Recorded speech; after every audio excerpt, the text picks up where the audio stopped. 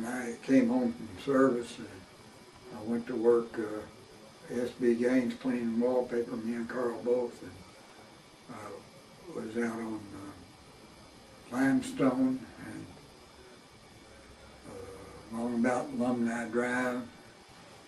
On the right there's 4 or 5 great big tall brick houses.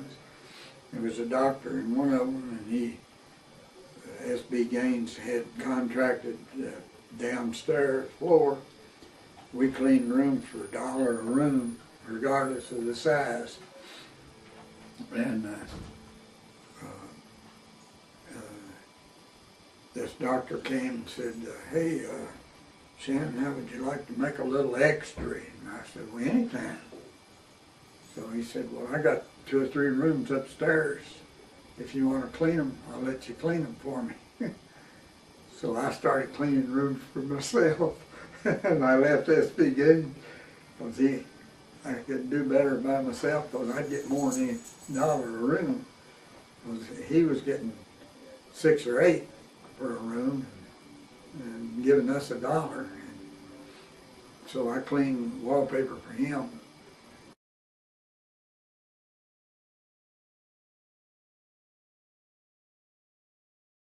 Learn how to polish, strip. I was at Lexington Plating. I stripped all of it, cleaned all of it, and Carl McClanahan and 2 other polishers did the polishing, and they'd bring it back to me. I would clean it and plate it and finish it ready for them to polish again to be done. And I learned how to do repair. Stanley Pridemore did about half shot. And he called me up front to show me how to solder pewter and different hard metals. He taught me how to do that, not even knowing that he was teaching me. Well, I worked there, must have been a year or better, and he failed to fill out my papers for the government. The government cut my assistants off, and he was only paying me $39 a week, and the government was giving me the other 200 or whatever it was. And he said he couldn't pay me no more than $39, so I said, well, I can't work for you.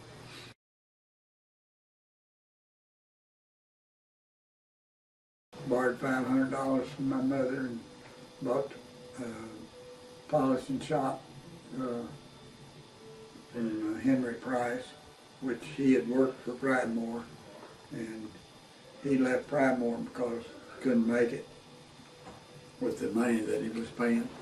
And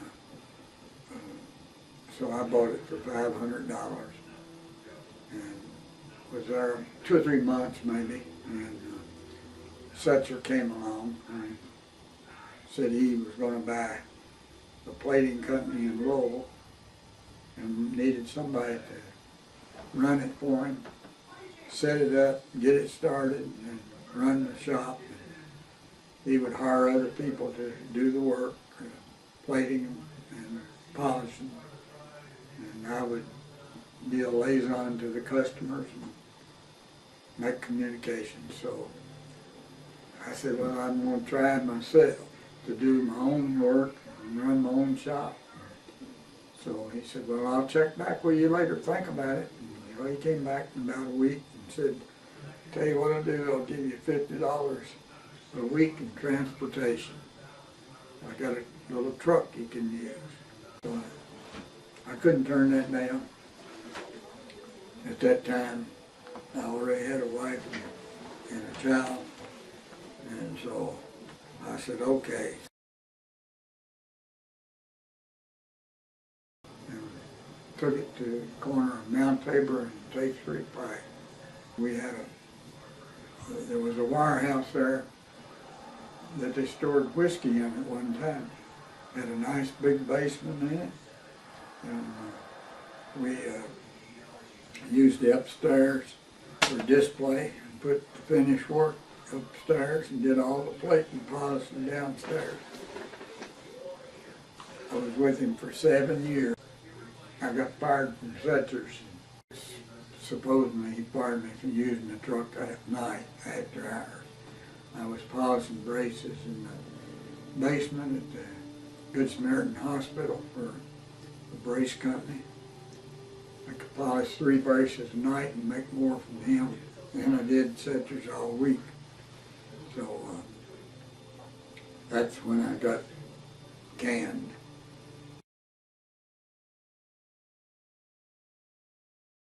I started my own shop. Hope Thompson was going to finance me to start my business, and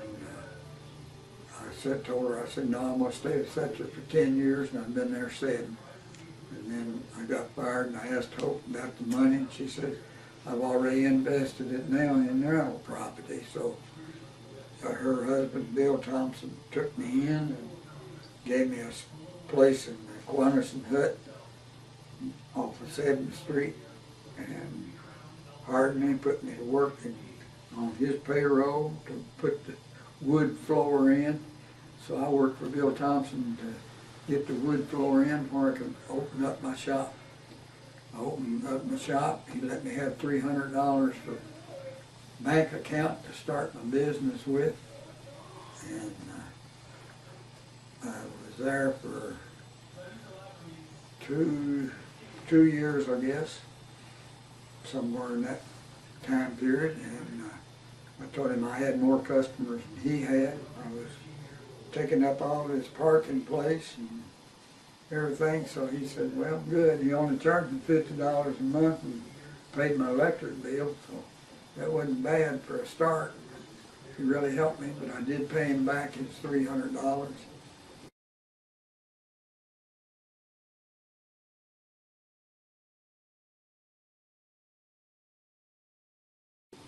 Came on down on 191 North Limestone and opened up my shop there on Limestone, right across from the post office. Building's gone now, it's tore down. And I was there for a couple of 3 years. Went from there to 3rd Street in front of the fire department at 318 3rd Street. And that was called Shannon's House of Lamps. I did most lamp work. Of course, we did polishing on anything. Was there till 64.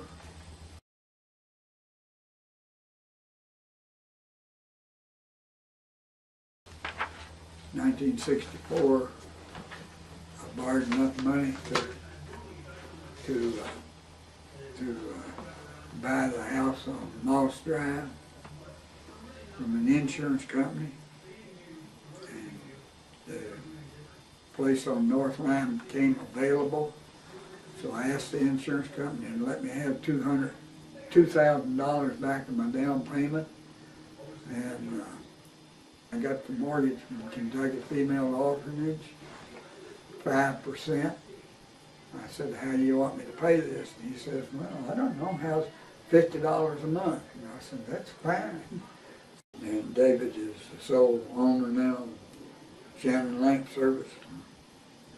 He's built the stock up real good, and we're online. We do a good online business.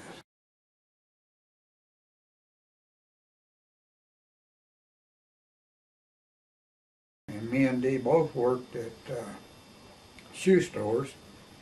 I worked at Reed's. I don't know where you worked at Reed's or which one you worked at. You worked at one of them. I didn't work at a shoe store. What didn't you work? Clothing store there on Main Street? Yeah, that was the Darling shop. Darling shop. I worked there when we got married, and I quit. Women didn't work back then outside the home. We had to stay home and take care of the kids.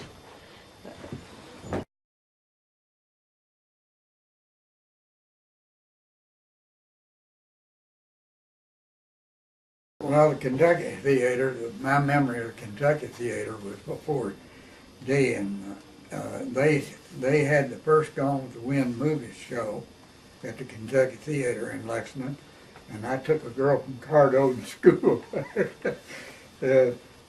Gigolo. Her mother paid both of our ways. I didn't have to pay anything at all. I just took her in. I paid 11 cents to go to the Ada Maiden Opera House. That's the only place I could afford to go when I was a kid. Yeah. It was 10 cents to get in, that penny tax was 11 cents to get into them. How much was popcorn? Nickel. Yeah, I think that Kentucky was about a quarter. Of course, that would be more than her budget. Yeah, they gave me a quarter and sent me to town. Well, no, they gave me 20 cents. 10 cents to get in the movie and a nickel to ride the streetcar each way. There was a streetcar, wasn't it? Buses. And I would walk to town. I lived on Loudon Avenue there. I got a quarter, and it cost 11 cents to get in, and a nickel for popcorn, and a nickel for a candy bar, and all that nickel stuff. That's 21 cents. So I had 20 cents that I could, or 15 cents that I could spend any way I wanted to. That was my allowance for the week, was a quarter. And that was a lot of money. I went to the Opera House some.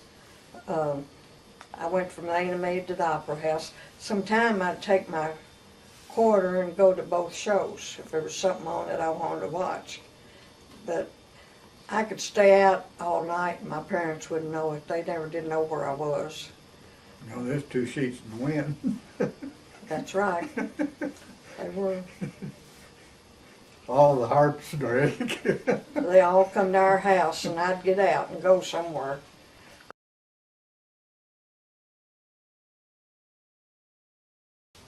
Ed was a carpenter and he would go in to these towns, I guess they were towns, and build a plank, help build a plank.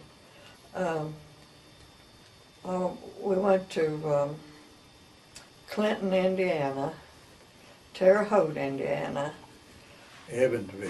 Evansville, and Sylacauga, Alabama, and Lord, I don't know where else. But every 6 months he'd move somewhere, go somewhere. And I was right in the middle of it. Well, Mother and them didn't care nothing about the school or me, I don't think. We'd go in, he'd build until they got it built, and then we'd move on to the next one. I missed a lot of school. And I got tired of missing school, so I just quit. I quit when I was in the 10th grade up in Indiana, up in Evansville, and got me a job. Well, I was in heaven because I was making $15 or $20 a week.